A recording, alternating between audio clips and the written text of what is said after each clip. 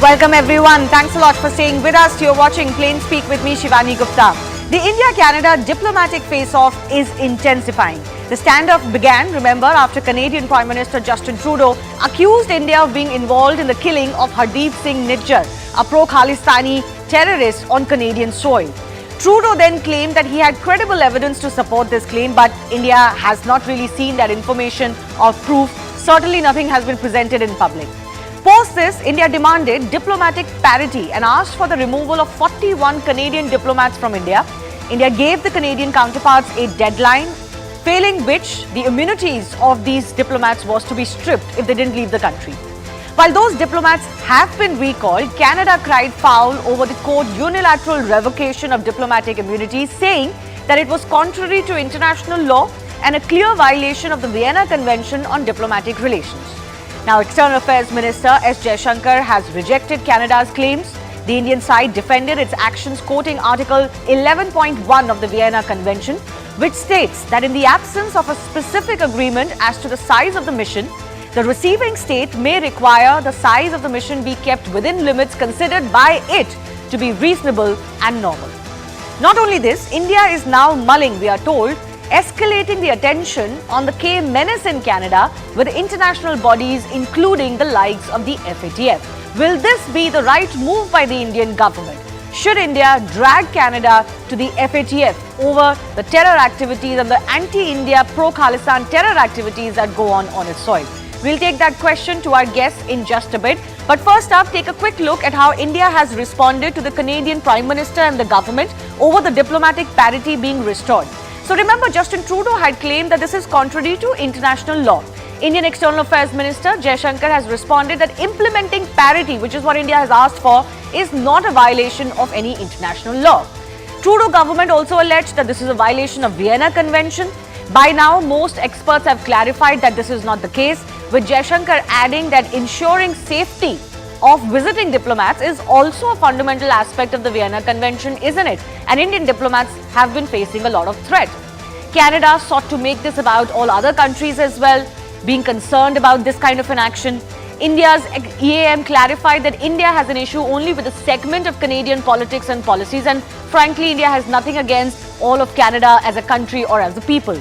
The Canadian Prime Minister laid the blame on India's door, saying that India is making it difficult for life as usual to continue. Frankly, to expect that life as usual will continue after you make such a public allegation against India is also an unfair expectation on Trudeau's part. But India has responded by saying that visa services, which Justin Trudeau and his government have been raking with India, have been suspended for Canadians because of the safety issues that Indian diplomats have been facing.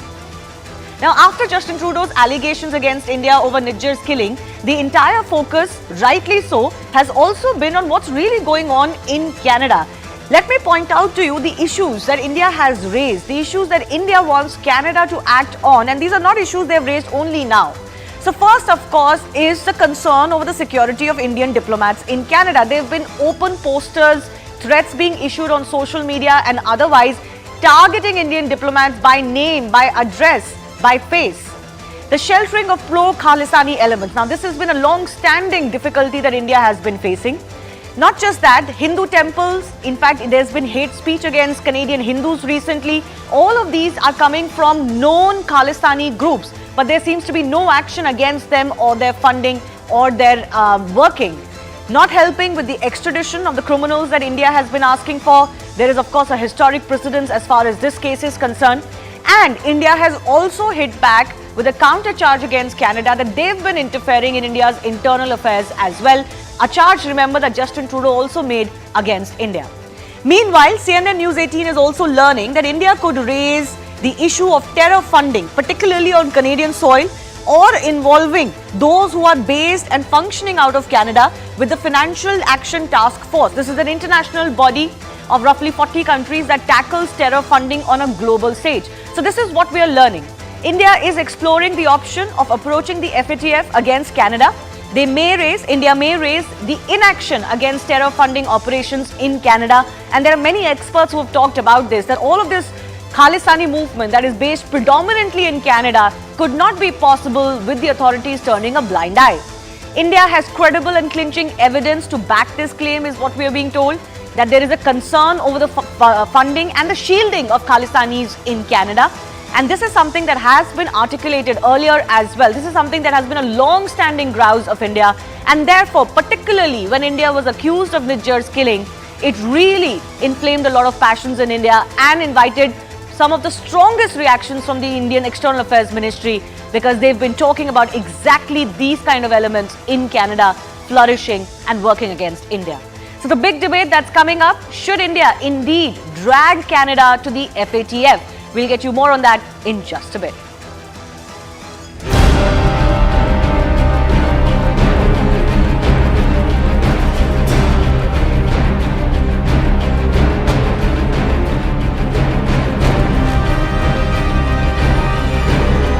The government of India decided to unilaterally revoke the diplomatic immunity of 40 Canadian diplomats in India.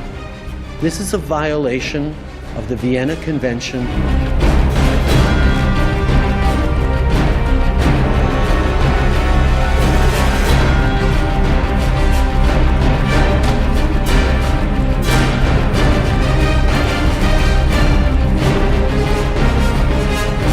We invoked parity because we had concerns about continuous interference in our affairs by Canadian personnel.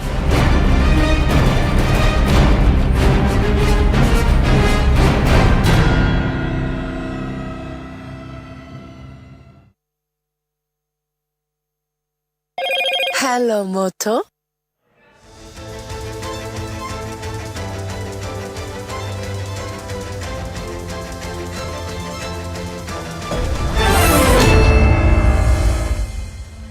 Let's go across to our guest joining us. Abhijit Iyer Mitra is Senior Fellow, Institute of Peace and Conflict Studies. Pinak Ranjan Chakrabarti is former Secretary, MEA, and we'll be joined with a couple of more guests as well. Pinak Ranjan Chakrabarti, I'm coming to you first up. We've discussed this issue threadbare over the last many weeks.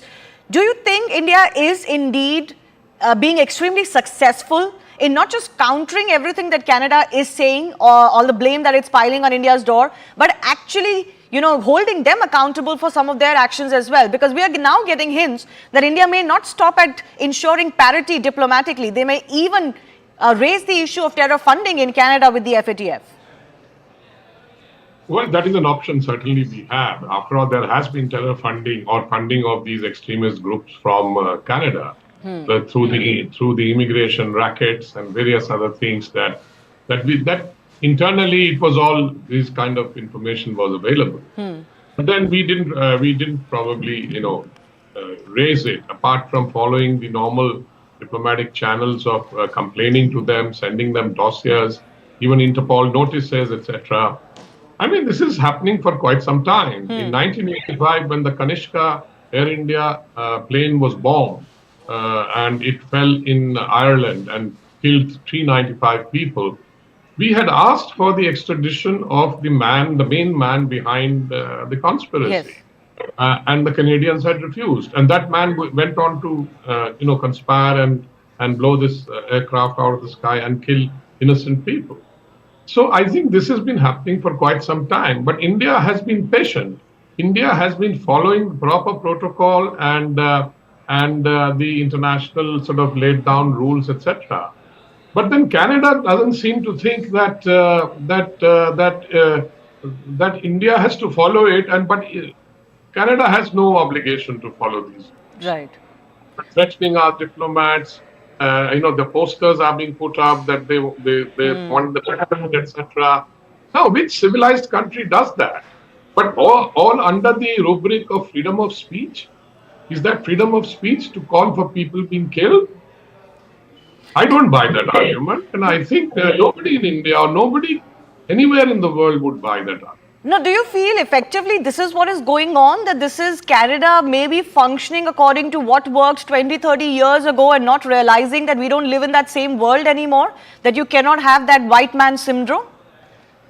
Well, it is partly that thing. I mean, partly that thing, the some kind of superiority complex that they seem to have because they are a rich country, etc., and all that. and Indians want to go and settle there. So that's something, that's a leverage they have. I remember when I was in service in the ministry, they had come to us to open the Chandigarh consulate. They didn't have a consulate there. And we had processed it thinking that this might help. A lot of people from Punjab, for example, Right. migrate there. So we did help them, and we set up the consulate there, and it is still there. Although now I believe they have stopped functioning since they claim that their people. Now Have they been have sent so back. many diplomats here, overflowing, and we know that they do certain kind of things which we are aware, and there are information on that also. And for example, they keep in touch with the secessionist forces, etc. And because they think that it gives them some leverage, Yes. or for whatever reason, or they can use it against No, in India. fact, even this visa thing has been used as leverage, isn't it, Abhijit Iyer? Because I spoke to a Canadian diplomat earlier, and their first thing was, oh, look, so many students from India come to Canada. So many of our population, has relationship in India, roots in India, and ultimately they are the people who are going to be affected. Somehow that people-to-people connect, or that people requirement has been used as a leverage by Canada too. What do you make of the fact that in this case, India has been really firm that even if some people have to suffer, or even if we have some, people not liking our actions, we're going to show Canada this is not how business is going to be done with India? Absolutely. Look, what we did was they had weaponized that relationship, right? They had turned it toxic because they were basically using it to say we can do what we want, and you people can't do anything about it. What we did was we showed we can counter-weaponize it. We can take that blow. Now remember, 40% of foreign students coming to Canada are from India. If they're not going to go there, that's a loss of $22 billion a year for the Canadians. If they want to go down this path, ultimately, this is, of course, the nuclear option. The Canadian Pension Fund has invested close to $55 billion in India. That was one of the proposals on the table. It was deemed too escalatory initially. But if Canada wants to go down the escalation path, we can go after that as well. Now, remember, it's very interesting that out of the 41 diplomats withdrawn, Canada has taken the decision. They were given a choice of withdrawing whatever 41 diplomats they wanted to withdraw. Okay, they could choose the mix and match. Who did they choose? Out of 27 consular staff, they sent back 22 consular staff, leaving back only 5, which means they wanted to make life more difficult for Indians applying for visas, and the rest, out of 41, 22 were consular staff. The remaining 19 were the political and trade staff, which means they prioritize the political staff who stay here, who Pinakda just said are the ones who liaise with the secessionist forces and things. Consular doesn't liaise with them. It is the political and mostly the political side that liaises with terrorists in India. And they have chosen political engagement with terrorists over investments coming into Canada by their own will. I mean, we gave them the option of the mix and match. Their problem, not ours. No, precisely. They're kind of using this to say, okay, you're going to face a blowback of this when Indian public stops getting the visas on time. Because so far, India had only stopped processing visas for Canadians wanting to come to India. Agreed that some of them would have roots in India and would be of Indian descent. But India had not stopped anyone from India to apply for a Canadian visa. It is the Canadian government's decision, particularly in those quote-unquote hotspots, to reduce their consular services so that more and more Indians may face problems. So, if Canada's allegation is that India is weaponizing this, or India is making life difficult, or business as usual difficult, that charge goes right back to them. Dean Bexendale, a columnist from Toronto, is joining us. Dean, wouldn't that be fair to say that while Justin Trudeau and the Foreign Affairs Minister in Canada are making a lot of noises about how India is so bad, fundamentally, India is only doing as much as what Canada has also done? Well, thanks for having me. I think that the issue now is this recent escalation of the, the banning or removing the diplomatic status of 21 individuals. I think this ultimately, what we need here is we need an off-ramp for this particular discussion, in so much that there are bigger things to manage here on a geopolitical level right now, and I think this is debasing down to just a tit for tat fight between India and Canada. I think there's an opportunity for an off ramp. There's no way that Justin Trudeau and the government is going to come out and provide evidence specifically to the Indian government or to the public, because there is an ongoing RCMP investigation into this situation. And I don't think we should necessarily discount the fact that there may have been involvement by the Indian government in this assassination. No, I'll come to the Niger issue. Dean, I'll come to the Niger issue in just a bit, because we were not technically discussing that. But when you talked about tit for tat, you said that there can be an off round. I believe Justin Trudeau mentioned that they will do some sort of behind the doors talk with India. Haven't they told Canadians what happened in that? Yeah, so listen, I think what's important here is that Justin Trudeau made a miscalculation in going public with whatever information he may or may not have had in public, to which I've written about.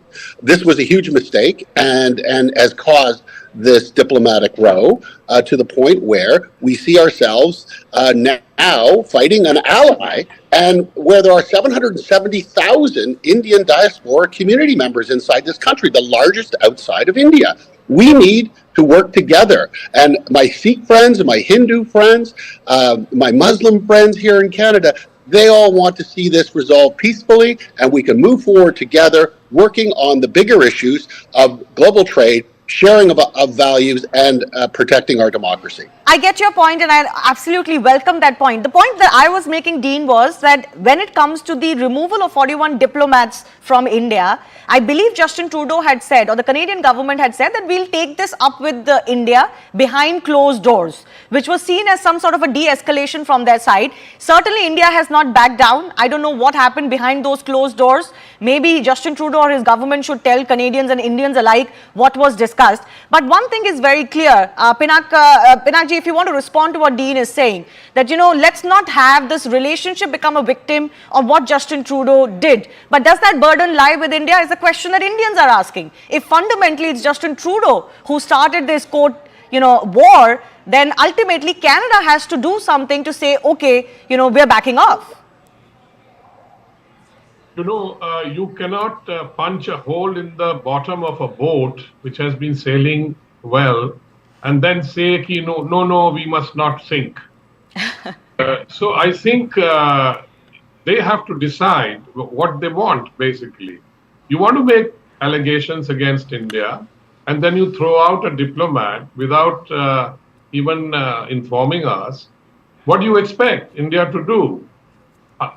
Particularly the pent-up anger against Canada since the downing of the Kanishka aircraft has been growing. But we have still been very patient, and we have done it the right way, sending dossiers, etc. Frankly, in India, people think that next to Pakistan, Canada is the most safest haven for terrorists. All kinds of gang leaders, etc., who function from there, trying to kill people in India and launder money and drug money. All kinds of things are happening. All this is information is available, and I know for sure that this information has been given to the Canadians to do something about it. They just take the information and do nothing. Okay. This is the situation. This has been the situation for quite some time. And let me add quickly the last point, that much noise is being made about violation of the Vienna Convention. I think they should go back and read it all over again, because I have dealt with that as in the ministry, and I know there's no violation at all. We've had this kind of a situation with other countries, and I'm sorry to say with Pakistan particularly, that we fixed limits for diplomats, etc. Now Canada is in the same boat, because they have asked for it and they are getting what they wanted. Yeah, before I go back to Dean on the issue of the FATF and, the question that, Dean, here in India, we feel that one of the silver linings of this very ugly episode is that actually finally the world is waking up to the threat that India faces from Canadian soil. And India is definitely not letting go of this opportunity to continue to shine a light on the pro-Khalistani elements, many of whom are illegal and also criminal elements in Canada that continue to get shelter there. But I'll come to that question in just a bit. On the Vienna Convention, Abhijit, it was a little embarrassing for Canadian top ministers, including the Prime Minister, to accuse India of violating international law or Vienna Convention when even a cursory reading would tell you that's incorrect. Absolutely. Look, 11.1, the clause is about as crystal clear as you can get with the Vienna Convention, right? So I don't know what their particular interpretation is. I think the problem that we're seeing both from Trudeau and Melanie Joly, and they're notorious for this, even if you look at their parliamentary debates, they never answer questions. They try to act too smart by half when Pierre and his predecessors used to ask them questions in Parliament. And they're doing the same thing again.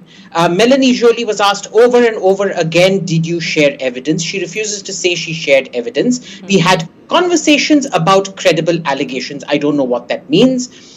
Again, Justin Trudeau, there is no detailed explanation of what their interpretation of this, Vienna Convention is, under which the alleged law is broken, whereas we have cited the clause. Now, he says this sets a very dangerous precedent for the future and for the safety of diplomats, etc., etc. Again, cite the clause. You can't go to a court, especially not a court of public opinion in this case, and not have backup. Just heard all we've seen so far from this duo, really, I mean, I'm sorry to say this, but this is a Punch and Judy duo, is hurling muck with no substance, no nothing. It's a whole load of air. And see, the problem with escalation is the person who escalates should also plan for de-escalation.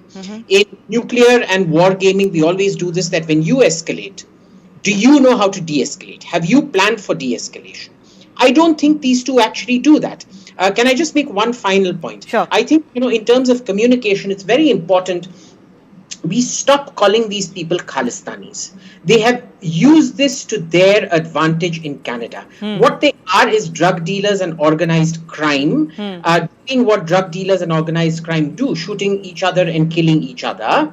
And the problem is, when we call them Khalistanis, we give them political legitimacy, which they then use to cover their, their organized crimes and claim that it's political persecution when in fact they are wanted for other crimes not related to Khalistan specifically. Right. No, I get your point. On that issue, let me go back to Dean Baxendale as well.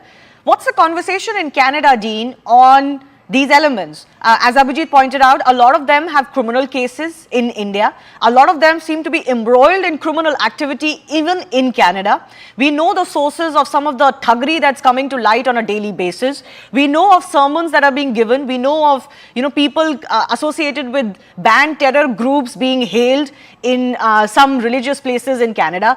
Why is Canada unwilling to act on this? And if Canada is using this as some sort of leverage or some sort of poke against India, then it ceases to have the right to either defend itself or to make India the villain in this case.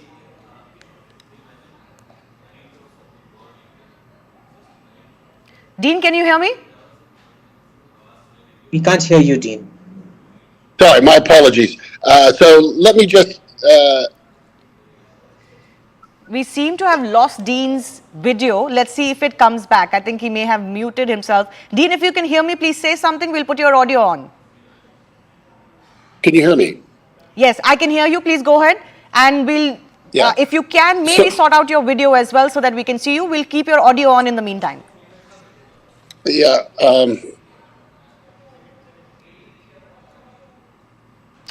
Dean, if you can hear me, go ahead.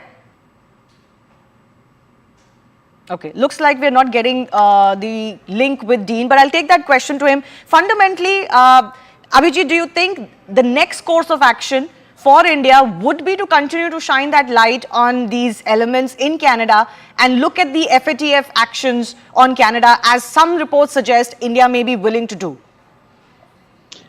Yes, I think there are a lot of options left right now. I don't think we've exercised those options. Because remember, one of the very cryptic remarks that the foreign minister made, which Pinakda also alluded to, is the political interference. I'm sure that the diplomats are being curtailed, their conversations with secessionist elements in India are being recorded. And remember, some of it is actually aiding and abetting direct criminal activity. There is gun running that happens in Punjab. There is drug smuggling that happens in Punjab. And crime is fungible. One kind of crime always leads to another kind of crime. So I'm waiting to see what that evidence is. For what my own sources tell me is there is a significant overlap between Canadian political contacts and criminal activity out here more than Khalistan. I think for the local audience, Khalistan will be talked up because that's easier to understand. But I think the real juice will be in where Canadian diplomats here are essentially meeting drug runners and drug and gun runners. Before we get Dean back, and we're continuing to try to do that, Pinak Ranjan Chakrabarti, the question that I also have for you, and question that many may be asking, that giving it to the Trudeau administration that seems to be particularly, grinding an axe against India or maybe caught in its own web of political interlocutions is separate, but India should not, of course, go down a path where this relationship, which is an ally relationship, gets destroyed to a point of no return. Where do you see this ending? Do you see that the relationship will fundamentally change once this administration is no longer in power? Or do you believe that this is the worst that we've ever seen and it could become worse from here? Well, firstly, I think the opposition leader in Canada has already called out Prime Minister Trudeau, saying that he's the wrecker-in-chief in terms of our relationship is concerned. I do see this thing finally behind us in the forthcoming future. Perhaps after Justin Trudeau loses the next election and we have a new government. That is one benchmark that can be done. And all the difficulties and the pain that is being caused to various people on both sides. And I think Canadian voters must be also thinking that what kind of a prime minister we have who's wrecked this relationship by his actions. So I think they might then want to vote him out, because that could also be something that one can anticipate. Okay. And as far as Indian students are concerned, of course, they go to Canada in large numbers because Canada has a open immigration policies, etc. And it's a place where students want to go and study. But there are many other places. I think people can go to other places. Already some people are thinking of other destinations. And so Canada is not the only one. So I think, yes, there will be some impact. But I think ultimately we will have to go back to normal in terms of our relationship, because it's an important relationship. No, absolutely, hopefully. Just because of one administration in a diplomatic relationship like this should not be wrecked, although there is, of course, troubling history as far as diplomacy between India and Canada is concerned.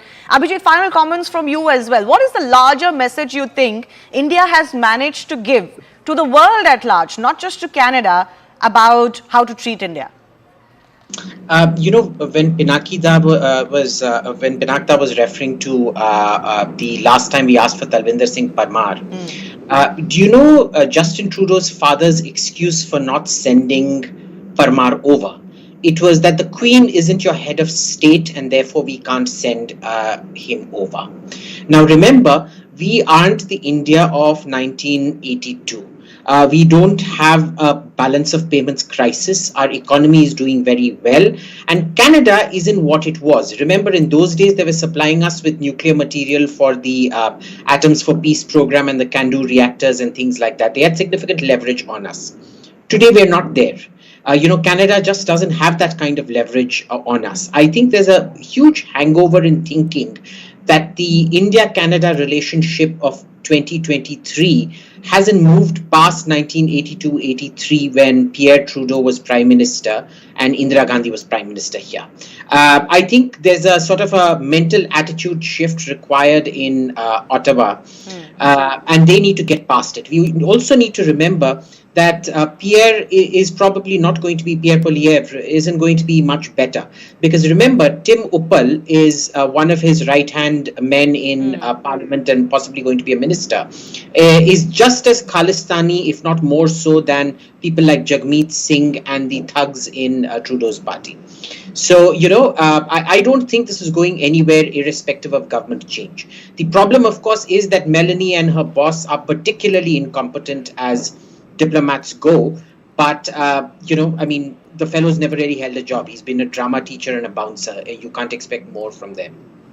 All right. I'll leave it on that note. Unfortunately, our Canadian guest couldn't join us back, but I do thank both Pinakji and Abhijit for joining us on our top debate. I did speak to a Canadian diplomat, Colin Robertson, earlier when India had made this demand that there should be parity maintained between Indian and Canadian diplomats. This is what he had to say. And of course, he highlighted that parity is not something that is always maintained between two countries. It depends on the kind of relationship they have or the needs they have in each country, and that this will ultimately end up hurting India-Canada relationship. Listen in. Yes, well, I don't think it makes any sense. The whole point of having diplomats in a country is to expand the relationship. They're the persons who are supposed to solve problems. We're in the midst of a big problem right now. From a Canadian perspective, about 5% of our population has roots in India. And so there's a number of Canadians who have Indian citizenship living in India who often want consular support. There's also a large number of Indians who want to come to Canada either to visit family or to immigrate, or our biggest source of foreign students are Indians. And so a lot of the people at our embassy are there processing the visa forms to enable Indians to come to Canada. We have very strong people-to-people ties, and these will endure, but if you remove the diplomats, it's going to make it much more difficult for Indians to be able to come to Canada to see family or to study or just to visit. For example, there's a lot more Chinese diplomats in Canada than there are Canadian diplomats in China. There's many more Mexican diplomats in the United States than there are American diplomats in the United States.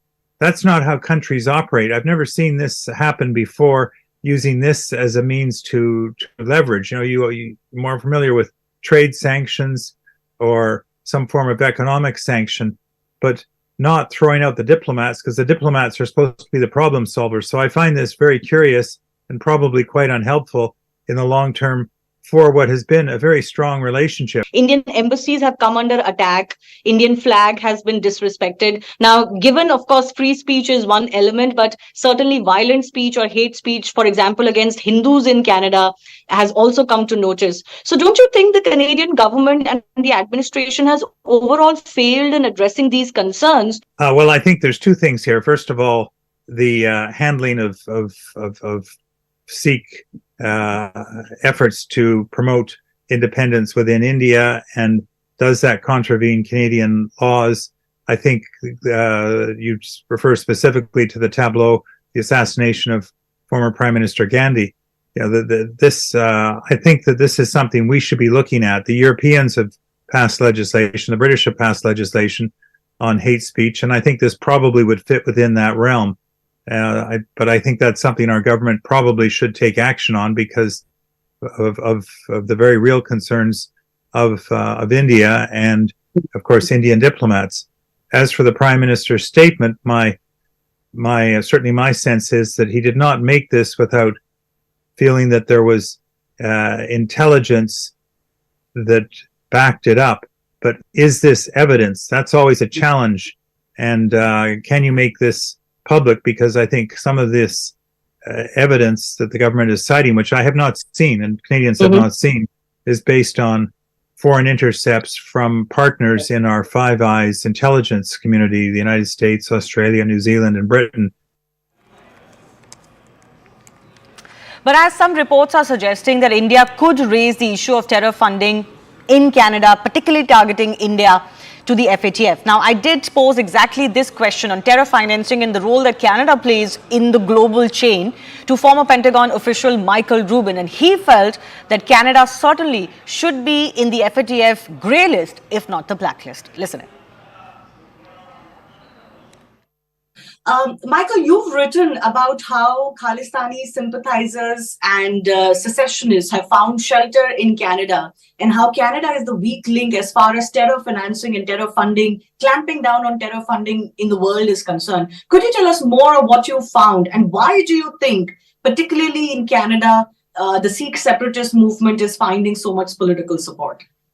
Well, first of all, with regard to your previous question, this is where I would actually agree with you that perhaps the United States, not perhaps, the United States and Canada and many in the West do embrace double standards. For example, when it comes to identification of terrorists, when it comes to terror finance.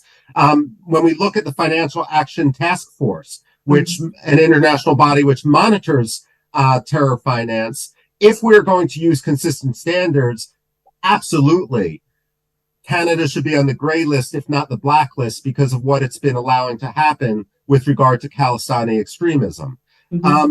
You have, the Khalistani extremist movement, one thing which diplomats need to understand is not every separatist movement is legitimate. Let me make an example. I'll put on my history nerd cap to the Katanga separatism in Congo.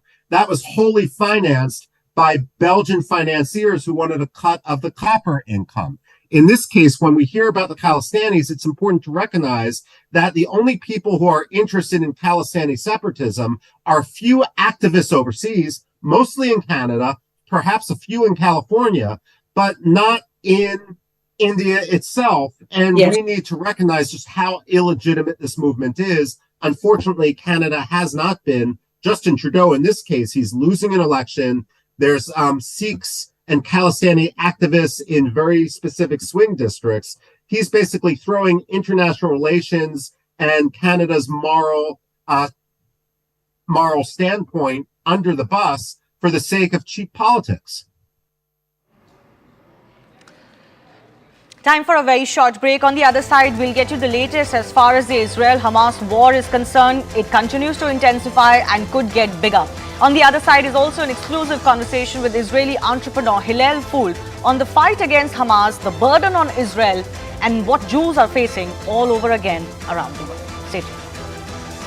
Hello, Moto.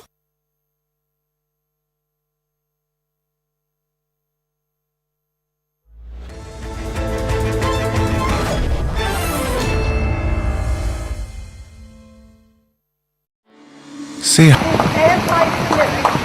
although school boards approving the liberated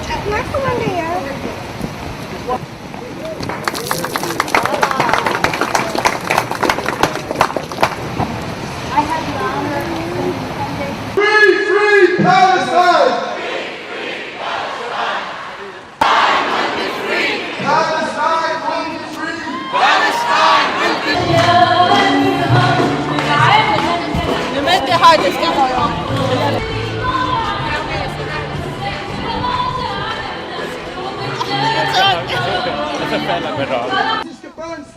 Ik zal een samenleving met Israëli's nieuw. Zal zitten in heel graag. Men stopt dit hykleri. Men stopt dit hykleri. Men stopt dit hykleri. Endnu højere. Hykleri. Men stopt dit hykleri. Israel myrder børn i krig.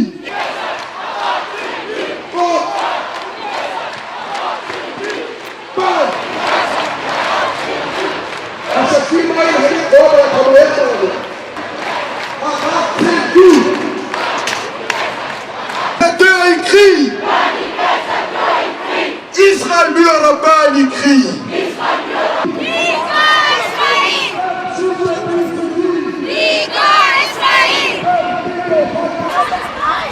Free Palestine!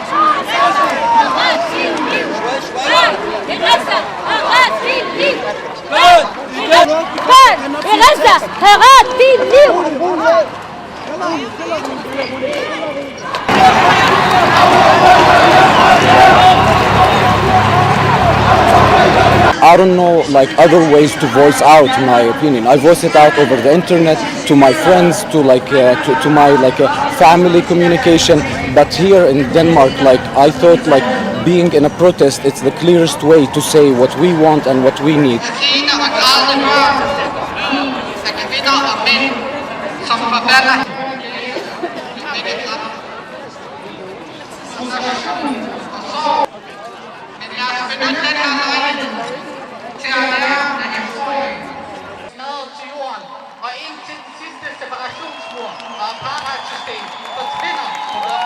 Ja, allerbest, Free Palestina! Ja, i midten! Hvis jeg kan nå det, måske bagefter kan jeg opsummere hendes tale. أما الشعب الفلسطيني على الفور أي أعمال يقوم بها الشعب الفلسطيني ضد العدو الهجيم الظالم. Free Palestine! Free Palestine! Free Palestine! وإحنا بنرفض كمان الازدواجية الدولية التي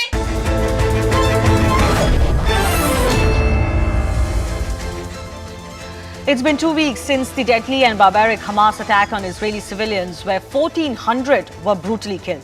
Earlier today, US President Joe Biden spoke with Israeli Prime Minister Benjamin Netanyahu and reaffirmed the support for a two-state solution. Now, according to a New York Times report, Biden administration has advised Israel to delay its ground offensive, hoping to buy more time to negotiate for the hostages. Remember, Israel has released a figure of 200 plus hostages still in Hamas captivity. 6 Western nations, US, UK, France, Canada, Germany and Italy have also issued a joint statement to support Israel in its efforts to defend itself after the attacks by Hamas. They've also urged Israel to uphold humanitarian laws and continue the flow of humanitarian aid into Gaza. Meanwhile, a two-front battle has already opened up, it seems. Israel has been ramping up the aerial bombardment and has called for civilians to leave northern parts of the Gaza Strip. Earlier today, it launched an interceptor missile at a suspicious aerial target that crossed in from Lebanon. Israel has been warning the Hezbollah from joining the war with Hamas. Now, thousands of families have been displaced in Israel. Here's a special CNN report. We had terrorists all around us. Jennifer Kahani says she and her family woke up to the sound of explosions and missiles whizzing by. It was the morning of October 7 in the village where they live in southern Israel near the border with Gaza. They soon realized they were under attack. We saw helicopters overhead. We heard gunfire near us. The terrorists were not far from where I live. Kahani and her 5-year-old son, What would you like? are two of the more than 500 displaced people from Israel's north and south who are now living at a Jerusalem hotel turned into a shelter. We take a hotel, house people inside, feed them, do activities. So we're trying to create some sort of normalcy. We will be hosting next week 1,200 people across the country. This Christian organization, called the Fellowship of Israel-Related Ministries, or FIRM for short, has mobilized to help displaced people who had to flee their homes. They want to destroy Israel. Nissim Cohen and his wife Camelia live in northern Israel. Their son Joseph warned them a war was coming from the south after the October 7 attacks. Now they're also among the displaced. They say they fled their village located 2 kilometers from the border with Lebanon because they saw missiles launched by Hezbollah intercepted right above their heads by Israel's Iron Dome air defense system. From your house near the Lebanese border, could you see the missiles, the rockets flying by? All the missiles. I saw all the missiles. We saw the army in the border. According to the Israel Defense Forces, about 100,000 people have been evacuated from communities near both the Gaza and Lebanon borders due to the heightened risk of attacks. Some of them have lost their homes. A lot of them have lost loved ones. Some of them, I met a family just yesterday that their 18-year-old daughter, her best friend, is being held hostage by Hamas in Gaza. So the trauma is really pervasive. As a group of Messianic Jews and Christian Arabs really working together, see how can we care for as many people as possible. Many of these families share a feeling of uncertainty right now. When will the war end? When will they be able to go home? Those are questions for which they don't have an answer right now. Jennifer Kahani says her husband stayed behind with others, trying to figure out how to defend their communities against further attacks. We didn't just lose Jews. We didn't just lose Zionists or Israelis that day. We lost tourists that came here for a celebration of peace at a party. We lost caregivers from the Philippines and from India that were caring for elderly. For now, Kahani says all she can do is hug her son a little harder, pray for her husband's safe return, and hope that something like this never happens again.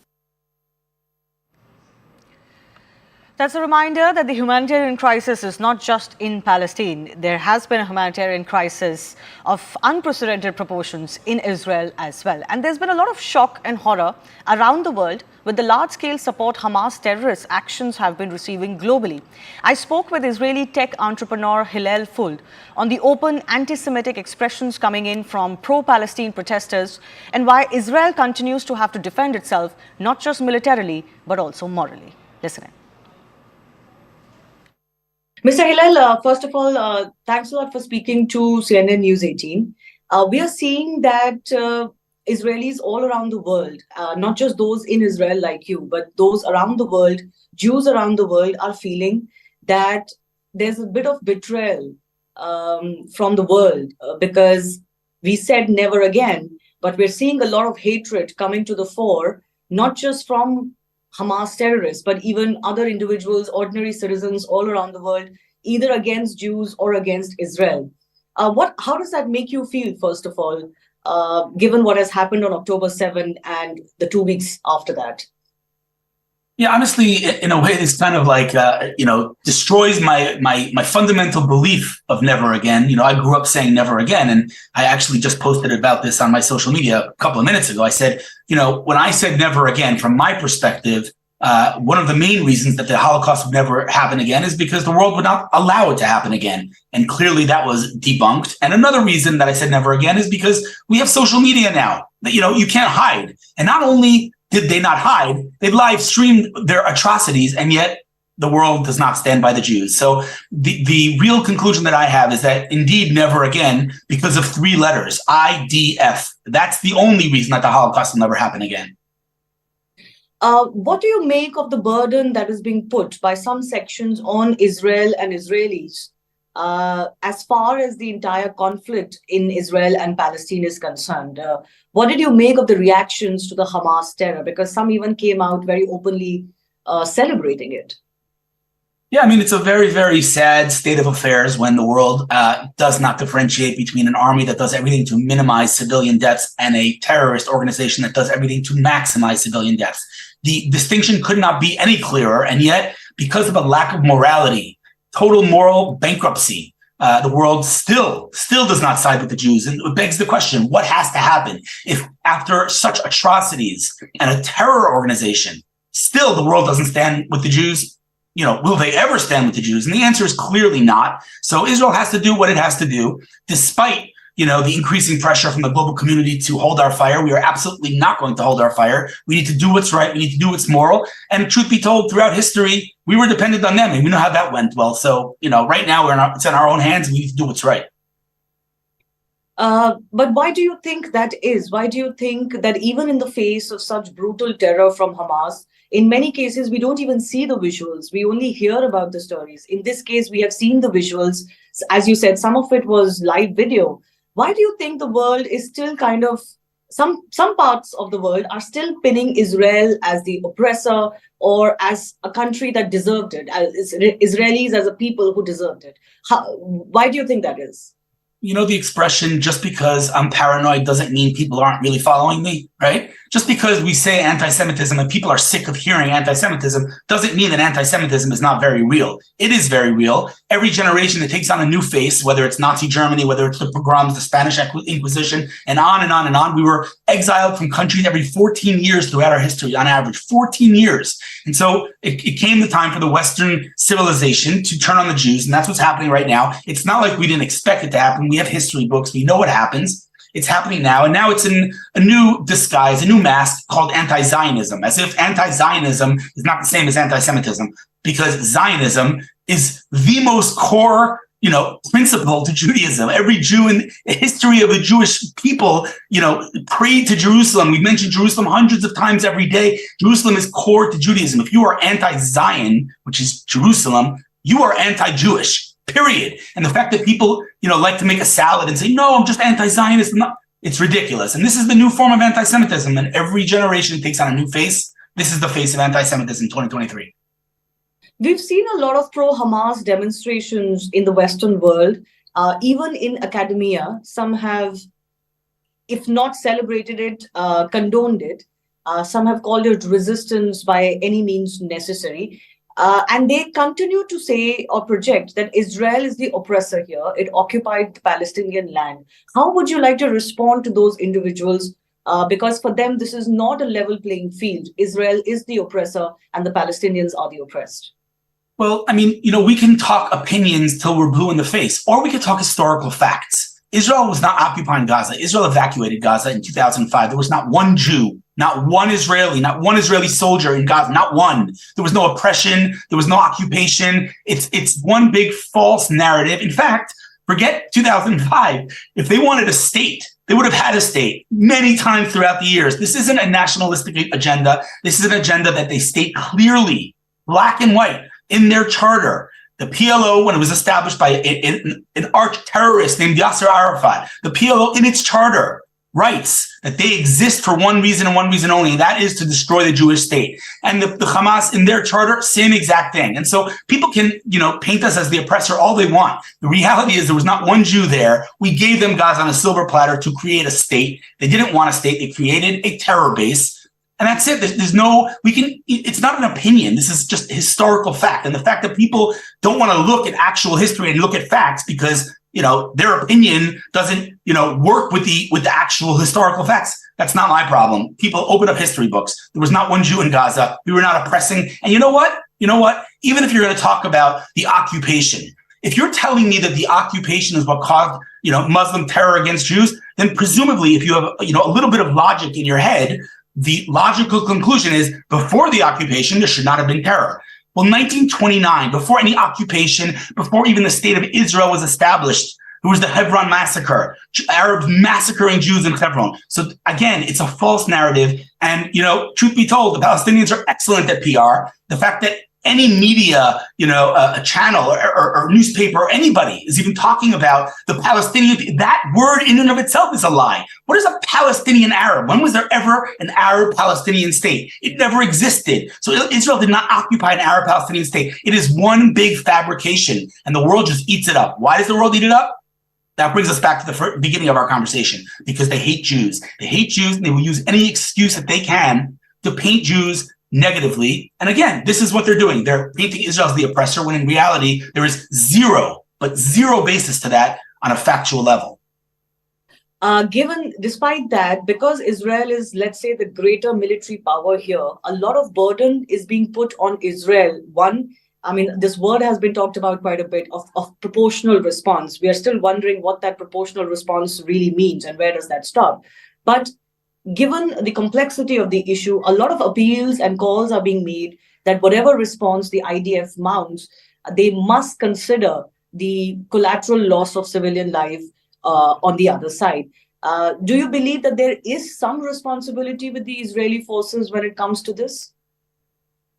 The responsibility that Israel has to the Palestinian people is the equivalent and the parallel of what the world had to Germany in World War II. Did anybody ask about the innocent Germans in Germany who died in World War II? I don't think so. Did anybody ask about the innocent Afghans who died in Afghanistan after 9/11? I don't think so. And yet somehow, only when it comes to the Jews, somehow everyone asks proportionate response. You want to talk about proportionate response? They came into our country in the middle of a holiday, and they massacred, raped, and abducted over 1,300 innocent people. Is the world suggesting that's what Israel should do? Because that's what proportionate means. Clearly not. That is, immoral, and Israel would never behave that way. So I really think, yet again, it's time to throw out these false narratives of proportionate response. They came in here, they did what they did in the most savage, barbaric, more than ISIS, more than the Nazis. We have never seen such cruelty in the history of humanity. And the fact that we're even talking about the humanitarian crisis in Gaza, why were those people not talking about the humanitarian crisis in Afghanistan? Where were they then? This isn't a question of Palestinians. The Palestinians elected Hamas. They're the exact same thing as Nazi Germany. Hamas needs to pay the price for what they did. And I hope and pray that our government is strong enough to withstand that pressure, because there's no question that the pressure is mounting and increasing, but we need to do what's right. We know what right is, and that is eliminating Hamas from existence, because if we don't get rid of Hamas now, if anybody in the world thinks that they're stopping at Israel, then read their charter. They don't want Israel. They want the entire Western world, Islamified. So people have to open their eyes. People have to stop lying to themselves, look at the facts, and let Israel do what it needs to do. In fact, not only should the world allow us to do what we need to do, not only should they stand by us when we do what we need to do, they should thank us for doing their work.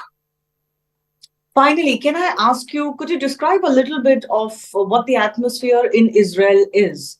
What the conversations are like, because we're seeing Jews all around the world uniting as far as the aftermath of this attack is concerned. They're expressing a lot of their pain, anger. Some are expressing shock and disbelief that a lot of their voices are going unheard. Stray incidents of anti-Semitic acts and attacks are also coming to light, barring some of the rallies that are going on. What is it like in Israel right now? I have to tell you, our situation right now is, on the one hand, unprecedented and unparalleled in any other nation in the world. On the other hand, for us, it's kind of what we're used to, which is, on the one hand, deep, deep sadness, despair of what we witnessed in the last, couple of weeks. But on the other hand, resilience that is hard to describe in language, because it is truly supernatural. It's unbelievable unity that we're seeing in this nation. And so we have to balance those two, seemingly contradictory emotions of, one, sadness, deep, deep sadness, devastation on the one hand, but standing up, acting, with heroism, helping each other, whether it's the soldiers, the families of the abducted, whatever it is, everyone has stepped up. And when I say everyone, I don't just mean, normal civilians. I mean the entire tech world in Israel stepping up, using our technology to help in the war. They're setting up, bases for families to live in different, homes and different hotels and different offices. So the entire country and the entire nation has gotten together, has unified to win this war, not only on the battlefield, but on the digital battlefield and on the humanitarian battlefield, where we, unfortunately suffered a horrible, horrible crisis and atrocity as a result of what Hamas did. But we will win this, because we always do. And when we win this, what was will no longer be. The reality of Hamas sitting on our borders, accumulating sophisticated weapons from Iran, that reality is over. Hamas as an entity is over. They realize that they bit off too much than they can handle. They realize that now, but it's too late, and they are going to pay the price. We are slowly but surely defeating Hamas, and again, we will completely eliminate, and we will not stop until Hamas is eliminated.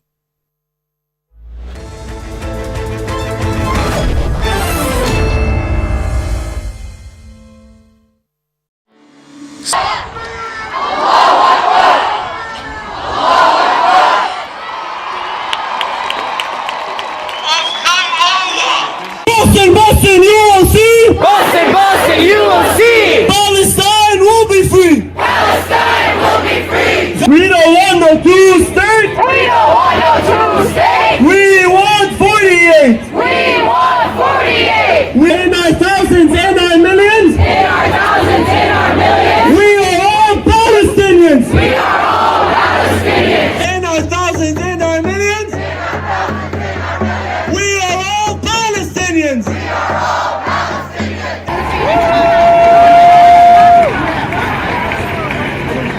You are beloved family. That's right! That's right! What is happening in Palestine right now shows the true face of settler colonialism, starving the population. Free, free Palestine! Free, free Palestine!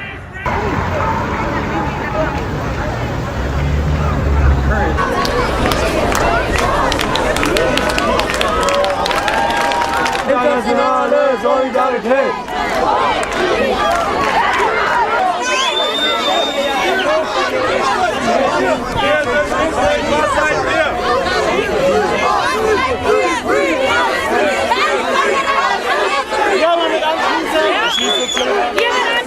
Wir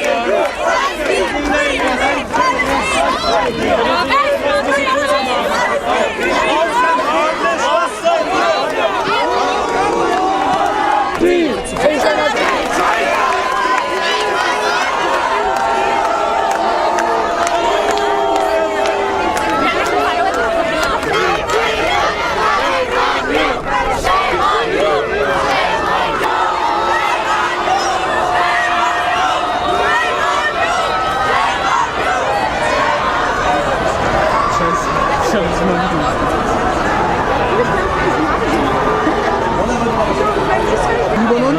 Das ist diese Firma. Die ist weltweit. Das ist eine starke Firma.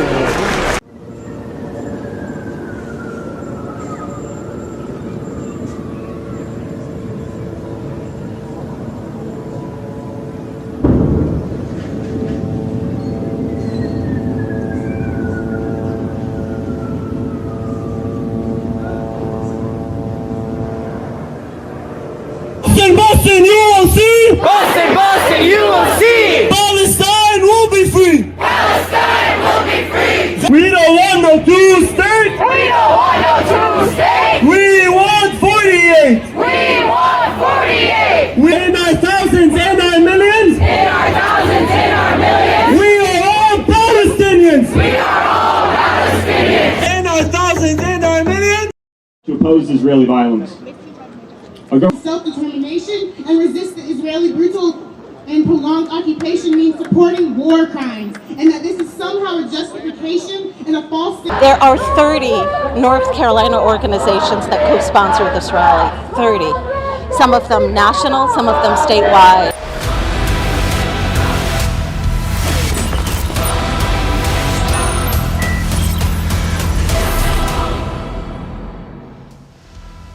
Viewers, there are some truisms that you just can't get away from. Battles are fought by soldiers on the ground, but a war is always won in the mind. Joan of Arc, the heroine of the 100 Years' War between the French and the British, immortalized these words.